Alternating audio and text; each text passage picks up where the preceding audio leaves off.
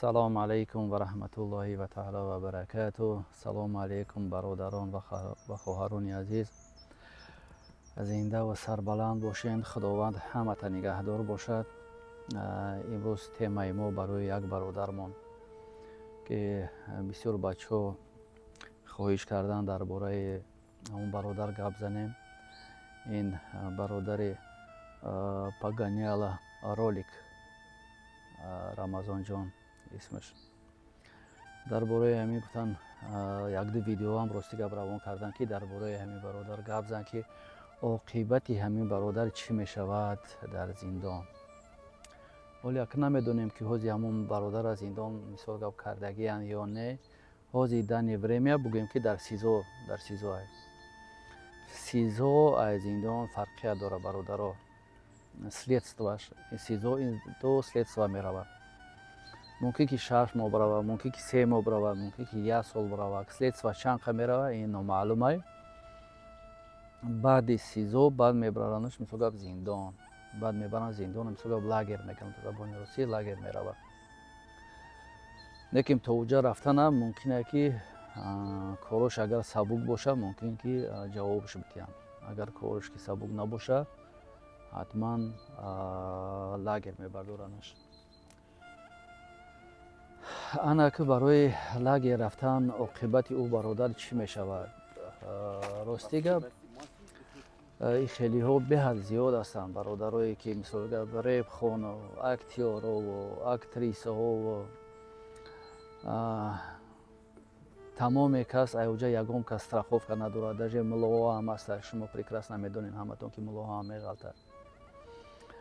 вақте ки ҳамин навора бародаро барои ман равон кардан рости гап ба ман интересоват сахт кардаму дуромадам дар ютуб дидимаш. дар ҳақиқат бародар хеле мисоли гап мухлисои зиёд доштааст. иққа мухлисои зиёд доштаасту баъд лекин поддержка нест вообще. ҳози ҳамиқа видеое кардаистанаш бисёр роликҳо кардаистанд. ҳамин одам ки дар бида ғалтид мехоҳанд ки айрӯи ҳамон бародар мисол бо популярни шаванда ман ҳам хеле ҳис мекунам. лекин ки иққа шумо дилсӯз мешиден агар иққа роликҳо кардаистен иққа байдо дар бораш хондаистен ҳамира дар ҳами берун буданаш дастгириш мекарден агар вай ба онҷа намеғалтид. бовар кунед. ҳар як инсон ашибкагӣ дорад. ҳар як инсон ашибка мекунад. муллое ки ашибка мекунад ки я ҳаёт мисоли гап чӣ хела ҳамин насиҳат мекунад худаш мисоли гап бо ба ҳамон чиз дар зиндон меғалтад. барои ҳам дар зиндон ягон кас страховка надорад. бародаро бовар кунед. ана ки ҳамон бародара чӣ гуфтанем якум ки дар ҳаққаш дуогӯ бошен. дар ҳаққаш мумкин ки як хел гапҳои ман ҳози агар ҳақиқата бигӯм сахт бирасад. мухлисоштам сахт бирасад. лекин ки ин ҳақиқата ёхи ҳамин дастгирие ки ҳози шумо кардаистен дар ҳақиқат агар шумо ҳамира дар берун мисол гап будани ҳавайда мекарден он бародар ба он рӯзора намерасид. бовар кунед. лекин ки ҳамиқашам мешавад. шугур ки дастгирӣ мекунен.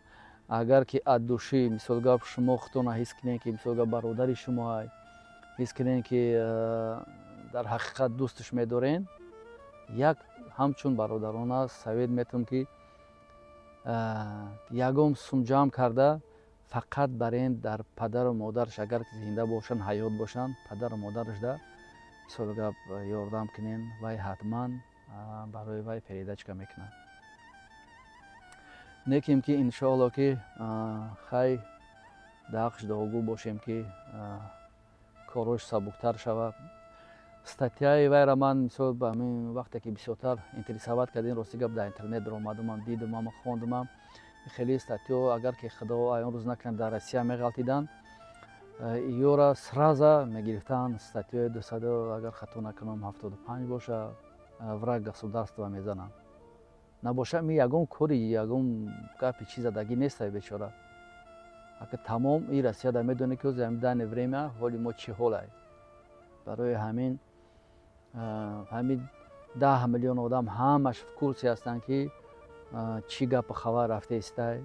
неким ки ранги ҳамон мардак бори но як кас мегӯяд ки дар магазин рӯған омада халқа дурӯғ мегӯяд خودش در قشلاق میشینه میگه یک خودش باوری نمیکنه خودش میگه بیا برام یکی ناماده باشه هم خیلی کدیستیم ما میدونیم که ما را غم میتیان میدونیم که مثالی گپ هم خیلی گپ خبره با همونجا میریم با همون کارمون میکنیم تема در دیگه جا گذاشتیم بچه برای برادر رولک چی گفتنیم وقتی که اگر که این زین اگر که با لاگر دکی غلطید با بالا را رفت خدا که با اوجا را نغلطونش من تاجیکستان نمیدونم وضعیت تاجیکستان نمیدونم من مثلا گپ روسیه را گپ میزنم همین تقریبا که کمتون مثلا گپ فرقیت ممکن داشته باشه او برادر در همونجا میتونه که همون ریبخونیشو بکنه مثلا گپ اوجا هست کلوب صنعت مثلا گپ باید داخل میشوند در همونجا جای کتاب میخوندگی هست جای صنعت هست همون کاری خودش میتونه در همونجا دوام بده نه که اینکه اکا اوجا حیات دیگه خیلی میفهمم میبرویا باور کن اون حیاتی که در سرود میخونن دیگه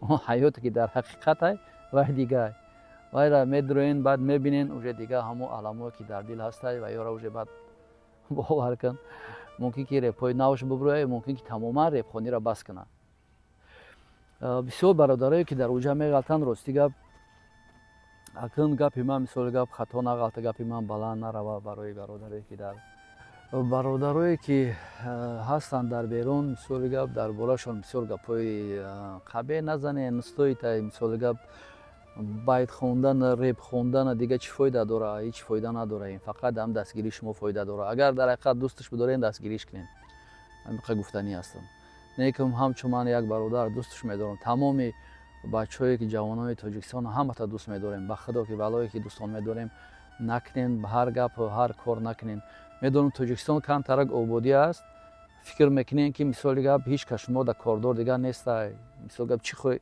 چیزی که خواهین میگین چیزی که خواهین میکنین این البته خطا هیچ محل خیلی گپ و خیلی کارا نکنین برادرها اكد همین خیلی نیکیم که وقتی که حیات که در اوجا گذشت همه راه انتخاب میکنی که در حقیقت غم زیاد میشوه به زیاد میشه یار رفیقات هم سینفات همش در یادت میرسن باور کن دیگه ایامی دنیا دلت خنک میشوه بعد سر میکنی چی را بعد سر میکنی نمازخوانی را یک هل آدم با عقل داشته باشه خیلی بعد قرآن خوانی را سر میکنه و دیگه خودش در همون چی خودش تمام دیگه فکر با فکری خودش دیگه هیچ کدام نظرش نمیتونه و همه یار و برادرها که در بر دیگر نیستن همه دنیا دلش خنک میشوه در بیرون نعوذ بالله مثال گفت خدا را بهره میشناختی اون در درون در حقیقت دیگه خودت میمانی و قطعی خداوند گپ میزنی همه وقت میشینی دیگه نماز میخوانی و خدا را یاد میکنی که یک بار ای همجا ما ببرم ممکن که دیگه همین کارا نکنم ممکن که همین گره دیگه نخورم این خیلی شدنش هم ممکنه یا که در حقیقت خطا گیت مثال گپ اصلاح میکنی یا که میبروی با بدتر میشی بهتر نه ولی بسیار آدما چی میگن که هستن اگه در ما تاجیکستان نمیدونم مخ وضعیت تاجیکستان چه خیلی است همه قم میدونم که هیچ محل لوچ چیم روسیه невозможно بودنش بسیار ما آدما چی به مثال گپ میغلطن دیم باره سیم باره ده برای چی که بیرون میبرن در حقیقت بیرون ده یگم کار نیست یگم کار زندگی حیات کمتر وزبینیشون میکنه اگه با ملت خودمون مثال گپ نه بسیار ملت‌های سرزردو در با کار میروه مثال گپ میروه است خوان در باره وایو برای چی که بیرون دا میبرن و یا نه کار کدا میتونن نه زندگی کدا میتونن نه حیات میگن که دا اون درن بیا میرم معمولش هم درن میرم برای چی که سه محل میخرونش میپوشونش همین خلده نه که زندگی آب ژیز نه چه خل دا اوجا میبری حیات در دست خیر برادر باور کنین